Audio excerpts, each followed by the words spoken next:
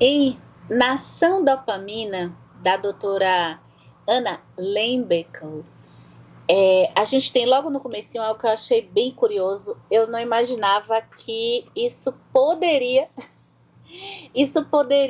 vir no começo desse livro. O Nação da Dopamina, ele é um livro que trata sobre... Ela vai colocar colocando exemplos práticos sobre vícios em prazer, situações de vícios de diversas formas: sexo, pornografia, compras, consumo, comida, alguns talvez mais leves, que é esse aqui, que ela fala dos livros, por exemplo. Ela conta um caso individual dela mesma, né? Ela coloca a sua própria experiência. Quando eu tinha uns 40 anos, desenvolvi uma ligação insalubre com romances baratos. A porta de entrada para essa droga foi Crepúsculo, um romance paranormal sobre vampiros adolescentes.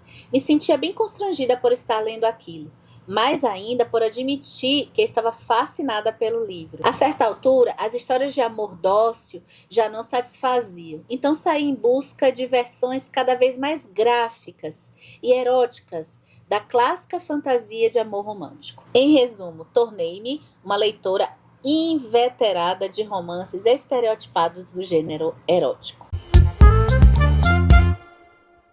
Nesse começo aqui do Nação Dopamina, a doutora Ana, ela coloca algo que eu me identifiquei um pouco quando eu comecei a ter hábito de leitura, o que foi muito bom.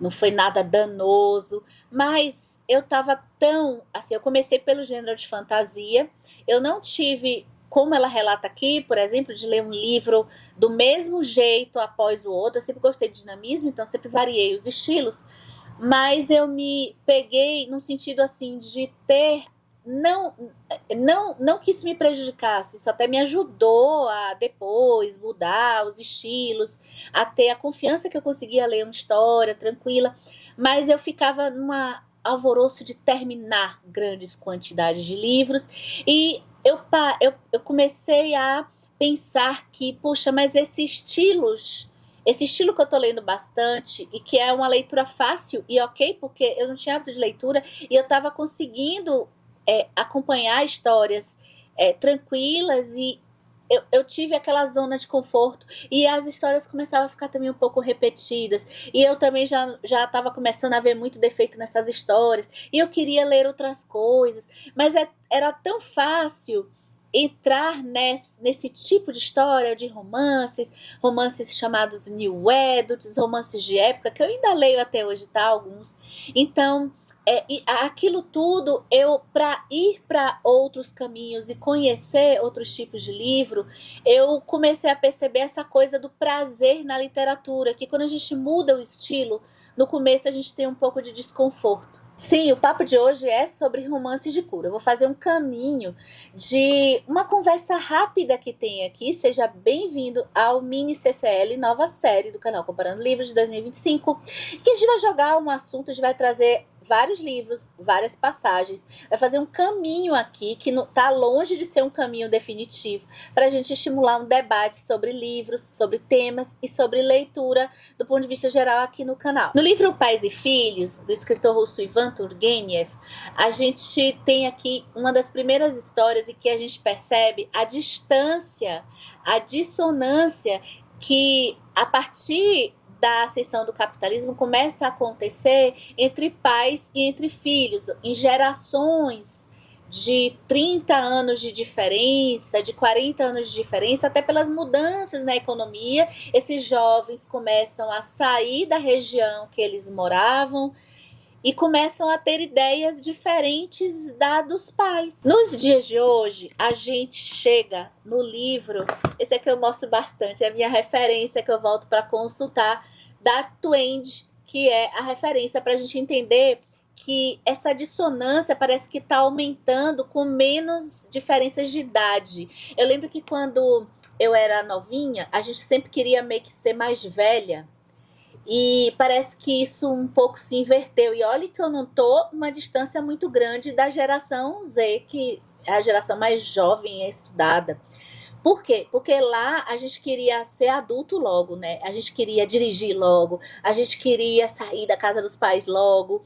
E a minha geração, que é a X, eu chamo X, show da Xuxa, que é a geração que a infância foi do show da Xuxa, é uma geração que, assim, olha que eu acho que eu já saí da casa dos meus pais um pouco tarde, eu saí com 28 anos. Eu tive colegas saindo antes, porque até saíram da cidade para estudar, fazer faculdade, foram meus colegas de faculdade. E eu tive um saindo um pouco depois, mas era uma faixa ali de 30 anos, o que hoje parece que já é.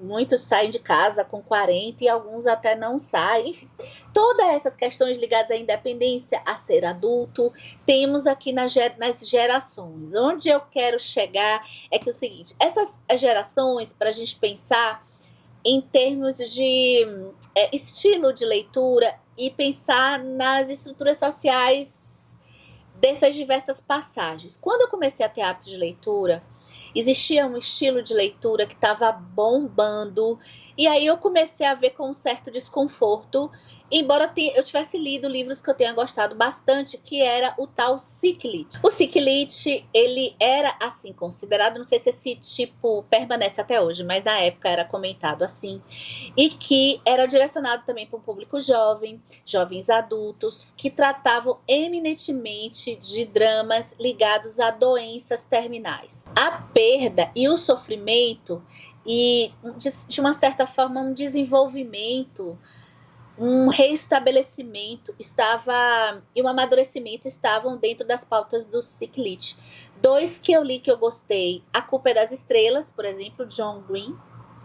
Eu não tenho mais, mas vou deixar as capinhas. E um também que é o meu preferido do tema, e também eu não tenho mais, que é o Branca como Leite, Vermelha como Sangue, do escritor italiano Alessandro D'Avenia. Ciclite, ele foi uma febre ali por volta dos anos 2010, 2015, posso arriscar, que foi essa época que eu tive início ao hábito de leitura voraz aí com os romances de ficção. Agora, a gente tá chegando numa fase que tem outra febre, que eu li um livro só, tá faltando, não sei se eu vou ler mais, assim, eu gostei muito, que é os romances de cura, que muita gente, adultos, jovens, estão amando. Olha, eu li o Bem-vindos à Livraria Rio Nandon, de Juan Bonhelm, e eu gostei bastante. O que são romances de cura? Geralmente são histórias que vão estar aí na ficção contemporânea e que tratam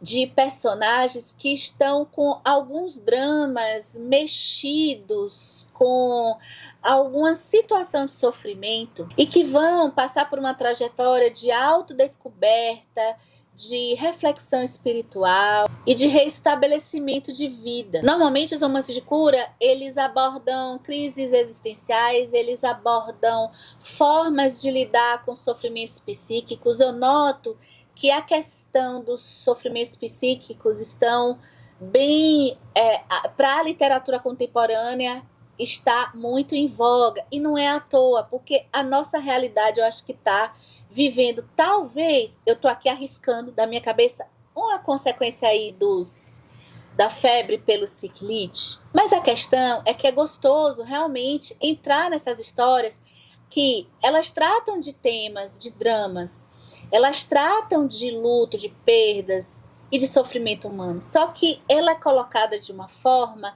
em que é bem atenuante a carga dramática e existe sempre um restabelecimento, o que traz para a gente que está lendo essa história a sensação de esperança, crescimento pessoal, restauração de relações familiares. Eu acho que acabam passando por temas de certa forma um pouco universais, que mexem com a gente. A gente sabe que a vida vai trazendo aí alguns contornos que não são sempre agradáveis. Agora, eu quero trazer aqui para a nossa roda de discussão, eu tenho mais um até aqui que eu queria saber de vocês, se vocês sabem, que é romance de cura. Eu comprei aqui também o Amêndoas, de Won Pui Son. Será que eu falei certo?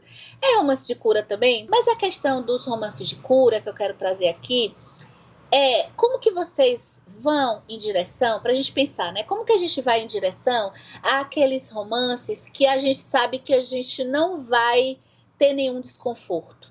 E por que será que a gente hoje está precisando muito desses romances que a gente não quer ter nenhum desconforto? Olha, eu, durante toda a minha trajetória de leitura, uma época mais, outra menos. Então, na época do começo, eu queria muito coisas confortáveis, prazerosas, pensava mais no enredo, e depois eu fui buscando mais outros desafios. Agora, como sempre eu busquei ler coisas diferentes, eu acho que eu estava sempre sem aquele excesso de uma coisa só. E hoje eu encaixo sim essas leituras que, eu tô querendo dar uma descansada e eu vou ler alguma coisa. Eu encaixo, eu gosto de encaixar, eu não gosto de ler livros pesados, não no sentido de carga dramática, mas só pesados em termos de esforço de leitura o tempo inteiro, porque cansa também um pouco. Só que ao mesmo tempo, algo que eu fico prestando atenção,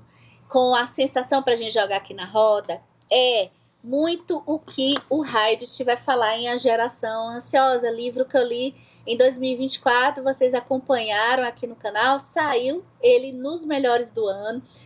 Essa coisa da proteção. Se a gente, tanto a gente com nós mesmos, se a gente acha que a leitura, essa coisa de proteger, o Heidt vai falar aqui em relação às crianças, mas talvez eu fiquei fazendo essa reflexão, essa proteção com a gente mesmo. Se enfrentar algo desafiador e um pouco difícil, e eu tenho algumas limitações em relação à carga dramática, à violência, eu não gosto do true crime, eu também questiono muito essa coisa do true crime, mas em si, o que eu sei é que na literatura e na ficção que a gente tem que ter liberdade de entrar em qualquer história. Só que, para a gente pensar, se o romance certinho, se o que cura é o romance que vai trazer esse desenvolvimento pessoal, tudo bonitinho, ou o romance de época, ou o romance que tenha um relacionamento amoroso, que a gente fica fantasiando pra gente e tal, aquele romance todo arrumadinho, todo bonitinho, se é isso realmente que cura. Olha, eu dou sinais de que nesse livro aqui, A Arte de Ler, de Michelle Petit, ela mostra que a relação da gente com a leitura pode ser algo até mais complexo, porque ela estudou pessoas que utilizaram de histórias e da leitura para realmente fazer uma cura de traumas muito sérios. E aí é que tá, gente, sob o ponto de vista psicanalítico, antropológico, não só as histórias bonitinhas são aquelas que nos salvam em muitos momentos. As histórias até mais provocadoras, as histórias até que remontam uma espécie de violência, ainda que a gente tenha sido vítima dela, pode ser ali a válvula de escape para utilizar, digamos assim, a literatura num sentido de desenvolvimento pessoal ou até num sentido curativo, tá? Então termino com Michelle Petit aqui, nesse mini CCL de debate de literatura, e eu aguardo você pro próximo dessa série, tá? Até o próximo vídeo.